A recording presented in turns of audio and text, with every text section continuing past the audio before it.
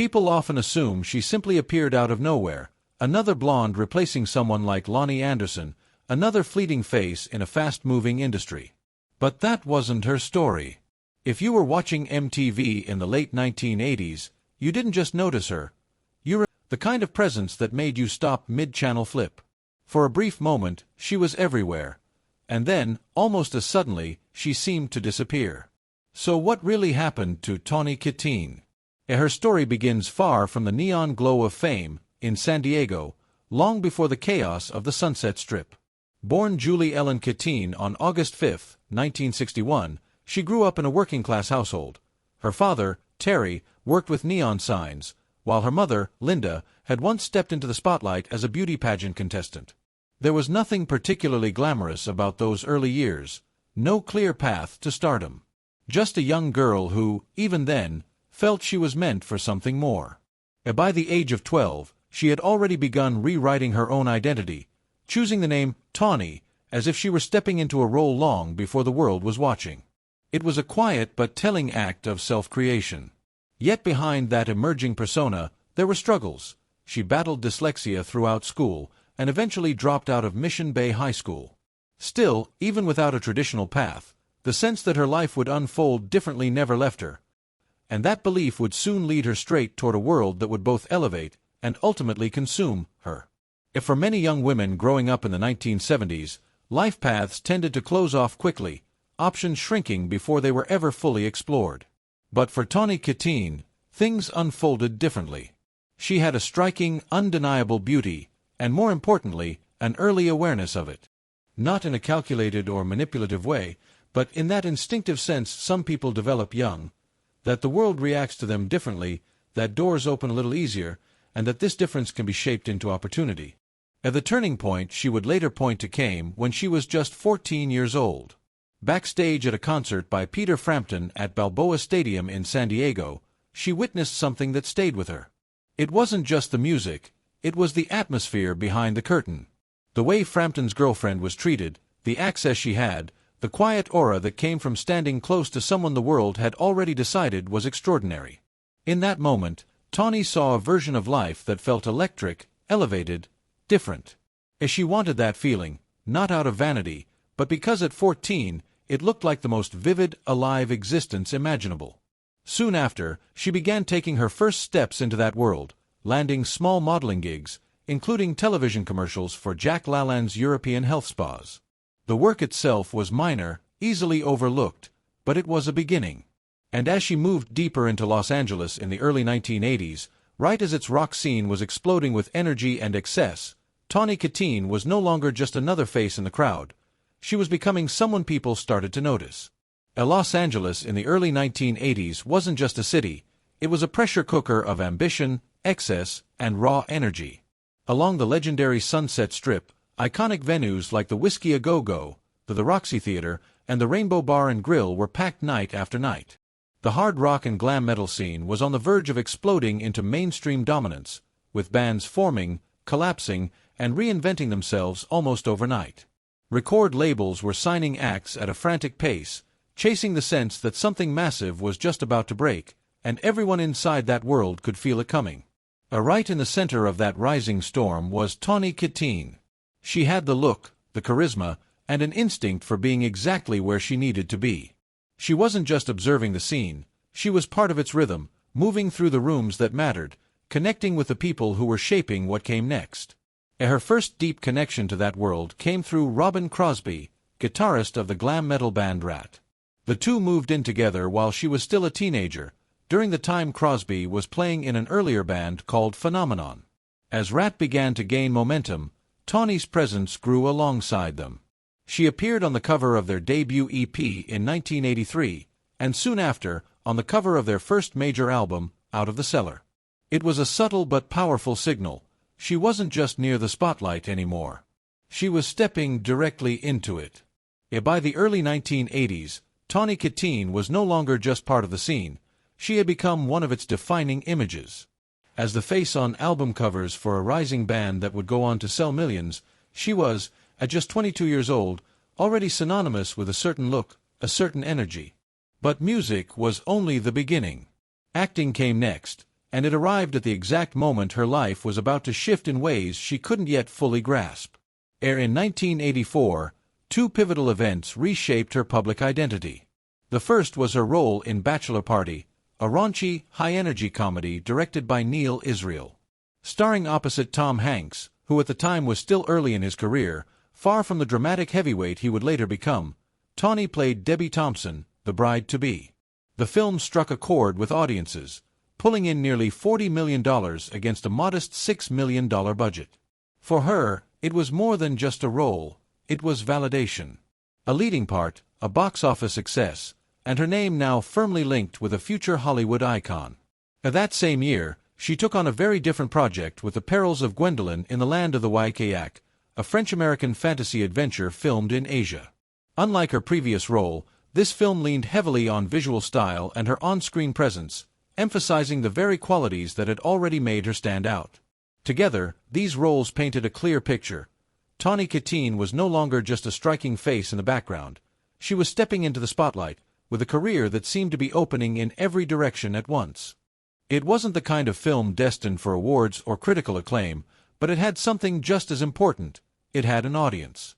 And in 1986, Tawny Kitaen stepped further into that space with Witchboard, a supernatural thriller centered around a Ouija board that opens the door to something far darker.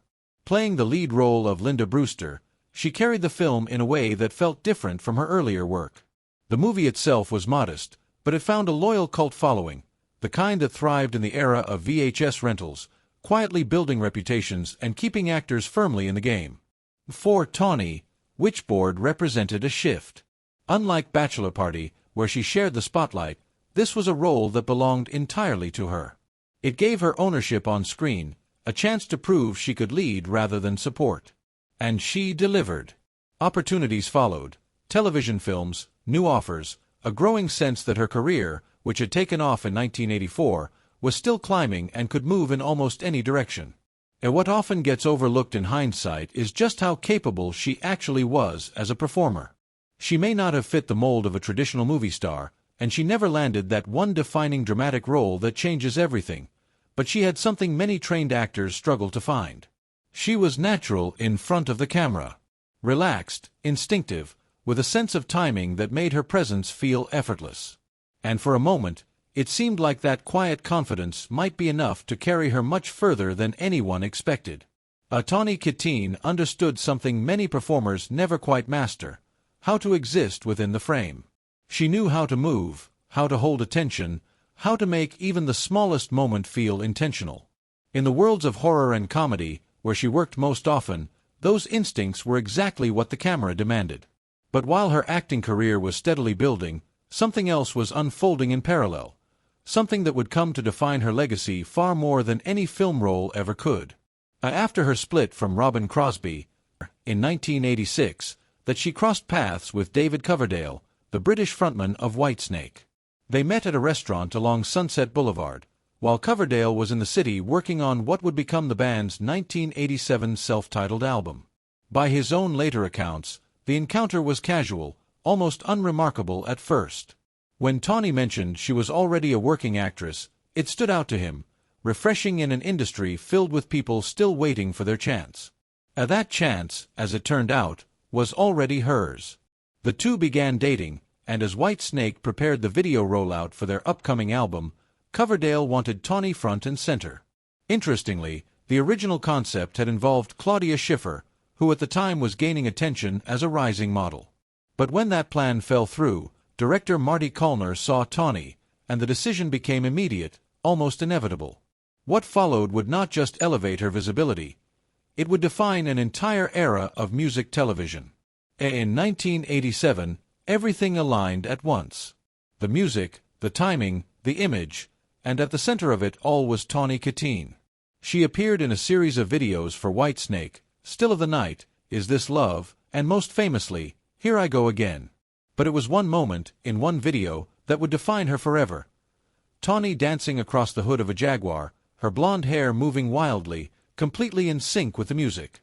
It wasn't just a scene, it became one of the most unforgettable images in music video history.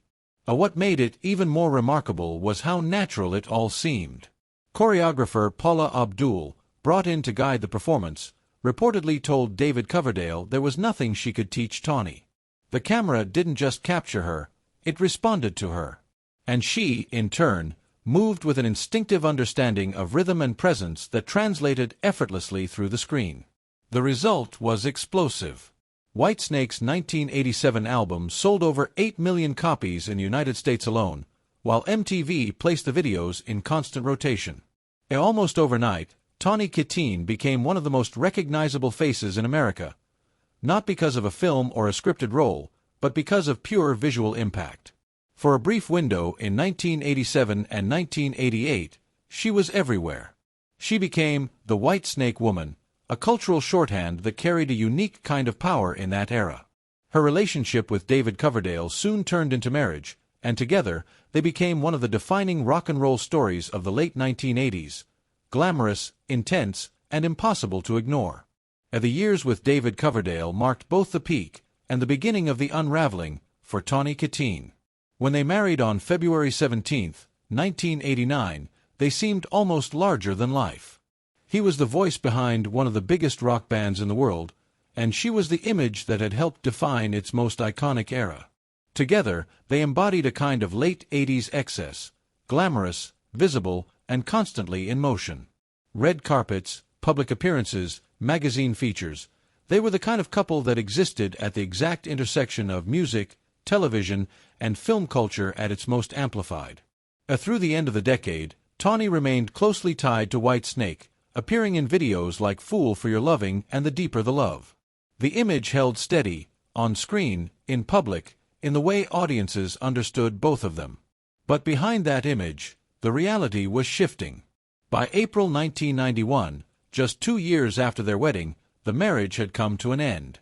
The details were never fully laid out, at least not in the way that would become common in the age of social media and constant exposure.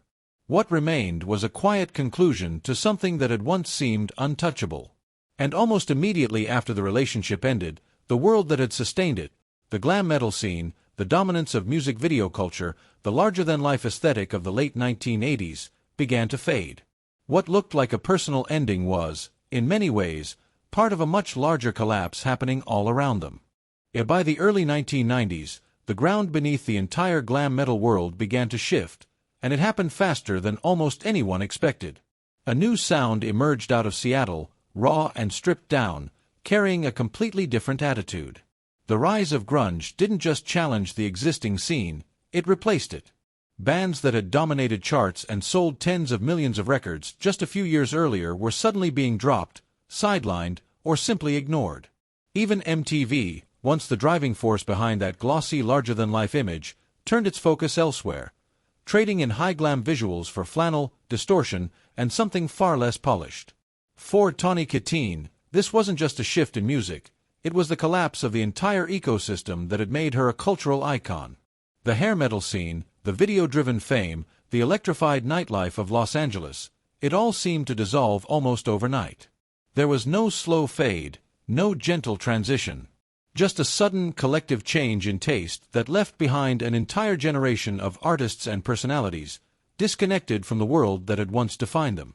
The moment that crystallized this transformation came with the release of Nevermind by Nirvana in September 1991. Within months, everything felt different. Radio stations shifted their playlists. Record labels, once eager to sign glam acts, began cutting them loose.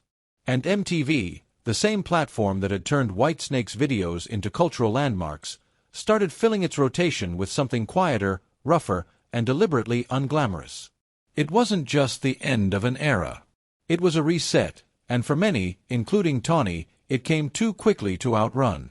Almost overnight, the very image that had defined the late 1980s, the big hair, the sleek cars, the larger-than-life spectacle, began to feel outdated, even ironic. What had once looked powerful and aspirational suddenly seemed excessive, almost like a parody of itself. For Tawny Kitaen, the timing couldn't have been harsher. She had built her most recognizable identity around that exact aesthetic, the one the culture had just turned away from. Not because she made a mistake, not because she chose poorly, but because she had been at the very center of a moment that came with an unspoken expiration date. And when that moment ended, it ended completely.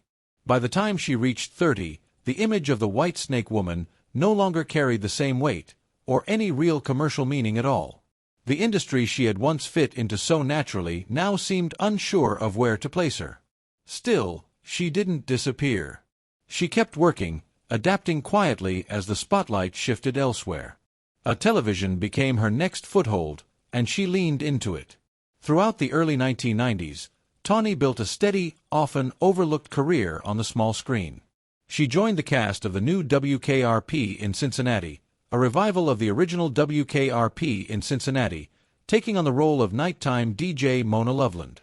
Across 19 episodes between 1991 and 1993, she proved something that often goes unrecognized in the retelling of her story, that even after the collapse of the world that made her famous, she was still finding ways to stay present, to work, and to evolve in an industry that had suddenly changed the rules. And the role fit Tawny Kitaen more naturally than many expected, slightly mischievous, self-aware, and genuinely funny. The new WKRP in Cincinnati gave her something valuable at a time when stability in the industry was harder to secure than it appeared from the outside: consistency. The original WKRP in Cincinnati had long been a beloved workplace comedy, and stepping into its revival offered Tawny a space where she could settle into a character and let her personality come through. Around the same period, she co-hosted America's Funniest People alongside Dave Coulier, introducing her to a broader, more family-oriented audience, many of whom knew her not for music videos, but simply as a warm, engaging television presence. As she continued to build on that momentum with smaller but memorable appearances. In 1991, she guest starred on Seinfeld in the episode The Nose Job, playing Jerry's girlfriend with a light, effortless charm that matched the show's tone perfectly. It was one of those roles that didn't demand attention, but earned it anyway. Throughout the 1990s, she also appeared in series like Hercules, The Legendary Journeys, along with a steady stream of television films. It wasn't the explosive fame of the late 80s, but it was something perhaps more difficult to maintain: longevity. Even as the industry struggled to define where she fit, Tawny kept moving forward, taking roles, showing up, and trying to build something that could last beyond trends. During this time, her personal life also took a new turn when she met Chuck Finley, a Major League Baseball pitcher known for his long career with the California Angels. Finley would go on to achieve 200 career wins before retiring in 2002. Their relationship would become another defining chapter in her life, one that, like so much before it, would eventually unfold in ways no one could have fully predicted. Chuck Finley seemed, in many ways, like the opposite of the world Tawny Kitaen had come from: tall, disciplined, and grounded, with a career built on consistency rather than chaos. It was a different kind of life, one that offered stability where hers had often been unpredictable. Together, they began building something more permanent. Their first daughter, Winter, was born in 1993, years before they officially married in 1997. Their second daughter, Rain, followed in 1998. During this time, Finley was at the height of his career, becoming one of the most reliable pitchers in the American League and ultimately reaching 200 career wins, largely with the California Angels. The life that came with that success was structured in a way Tawny hadn't experienced before. It was rooted, steady, tied to a schedule and a place, far removed from the shifting late-night intensity of the Los Angeles entertainment scene. For a stretch in the mid to late 1990s, she stepped away from that world almost entirely. The spotlight faded, replaced by something quieter and more personal. Instead of film sets and music videos, her days were centered around family. Raising two daughters in Southern California, she embraced a life that was, by all appearances, genuinely domestic. It was a stark contrast to the image that had once defined her, a woman who had been on nearly every television screen in America, now standing in line for school pickup. And by many accounts, there were parts of that life that brought her real happiness. Her priorities had shifted. Fame had once been everything, but now it was her children who came first. If for a time, that quieter life was exactly what Tawny Kitaen had been searching for. But stability on the surface didn't erase everything underneath. The world she had come from, the 1980s rock scene, was deeply intertwined with excess, and substance use was often part of that environment. Those patterns don't simply disappear when the spotlight fades. Beneath the routines of family life, there were pressures building, a high-profile marriage, a career that had slowed, and a public image still frozen in time as the White Snake Woman. From the outside, it looked settled. Inside, it was more complicated. By 2002, those tensions surfaced in a way that couldn't be ignored. In April of that year, Tawny was arrested on 2 misdemeanor counts of spousal battery following an incident involving her husband, Chuck Finley. According to reports that became public, the altercation took place inside the couple's SUV, where she allegedly kicked him multiple times with high-heeled shoes. Finley, significantly larger in stature, was said to have visible injuries. The story spread quickly, picked up by tabloids across the country. And just like that, the narrative surrounding her shifted. The image that had once defined her, the radiant figure dancing across a Jaguar hood, was replaced by headlines far less forgiving. Media coverage was relentless, often harsh in the way tabloid culture tends to be, reducing a complex personal situation into something simplified and sensational. It was no longer just a private struggle. It had become public, permanent, and impossible to separate from the story people thought they knew. In the aftermath, very few people seemed interested in understanding the full story behind Tawny Kitaen, what led to that moment, what had been building during the quiet years. Instead, it was reduced to headlines, a mugshot, a name circulating through tabloid cycles. As part of a plea agreement, she entered a counseling program for spousal battery. Just 3 days after the incident, Chuck Finley filed for divorce, and by the end of 2002, it was finalized. Tawny read that period through public records. There's something undeniably difficult about it. Beneath the arrests and sensationalized coverage, what becomes visible is not just scandal, but struggle. The kind that doesn't fit neatly into headlines. The kind that requires time, support, and privacy, things that were largely absent. What she was dealing with was real, but it unfolded in full view of an audience more interested in spectacle than understanding. And in many ways, that exposure only made it harder for her to find stability again. By 2006, she stepped back into the spotlight in a very different context, appearing on The Surreal Life, a VH1 show that brought together once famous personalities under one roof.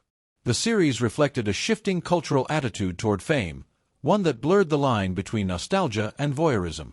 For Tawny, it marked another chapter in a life that had already moved through multiple versions of visibility, each one revealing something new, and often more complicated, than the last. The way the public engaged with Tawny Kitaen during this period carried a mix of curiosity, nostalgia, and a tone that could feel slightly condescending, though not entirely without warmth. On The Surreal Life, where she appeared alongside Florence Henderson and others, she came across as engaging, funny, and unmistakably human, and audiences responded to that. But in that same year, 2006, she was charged with possession of 15 grams of cocaine at her home in Orange County, with her 2 daughters present at the time. She entered a 6-month rehabilitation program in exchange for the dismissal of the felony charge. In 2008, she appeared on Celebrity Rehab with Dr. Drew, VH1 series documenting celebrity addiction recovery under the care of Drew Pinsky. Her fellow participants in the second season included Gary Busey and Jeff Conaway. Tawny was open about her struggles in a way that felt both brave and clearly painful. She wasn't performing recovery for the cameras, she was living through it, and it showed. The difficulties continued. In September 2009, she was arrested for DUI in Newport Beach. She later pleaded no contest and was sentenced to 2 days in jail along with community service. The pattern of setbacks did not fully disappear. In July 2019, Tawny Kitaen was arrested for a second DUI, again in Newport Beach. When she passed away in May 2021, the legal proceedings from that case were still unresolved. And yet, through everything, the headlines, the legal troubles, the long public still trying to reclaim her own narrative, to tell her story in her own voice rather than leaving it to be defined by tabloids or 40th birthday. Her daughters, Winter and Rain, confirmed the news. Initially, the Orange County Coroner's Office listed the cause of death as unknown. Months later, in October 2021, the official report concluded with the effects of drug ingestion. The news reached David Coverdale late at night through a message. Though they had not been in contact for over 3 decades, he later said he was shocked that he hadn't seen it coming. Her daughters were both in the spotlight and far beyond it. Her daughters said she believed her legacy would endure, and in many ways, they were right. What Tawny Kitaen left behind isn't difficult to understand, but it is powerful. She was a young woman from San Diego who wanted something bigger than the life she was born into, and for a brief, brilliant moment, she found it. Right at the center of one of the most electric cultural waves of her generation. The 1980s rock scene, the rise of MTV, and the rare fusion of music and image that could turn a person into a symbol almost overnight. And she became one of those symbols. For a few years, she was among the most recognizable women in America, not because of a single film, so you never miss more fascinating journeys like this one.